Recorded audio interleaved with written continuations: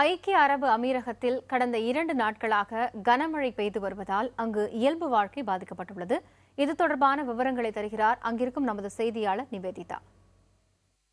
அமீரகத்தில் கடந்த 2 நாட்களாக கனமழை பெய்து வருகிறது. ராஸ் அல் கைமா, உமல் குவைன், ஃபுஜைரா பகுதிகளில் கடும் சூறாவளி காற்றோடு மழை பெய்து வருகிறது. துபாய் மற்றும் ஷார்ஜாவில் அநேக பகுதிகளில் பெய்து வரும் கனமழை காரணமாக சாலையில் போக்குவரத்து நெரிசல் அதிகரித்துள்ளது. இதனால் காலையில் பள்ளிக்கு செல்லும் குழந்தைகளும் அலுவலகம் செல்வோரின் இயல்பு வாழ்க்கை பாதிக்கப்பட்டுள்ளது.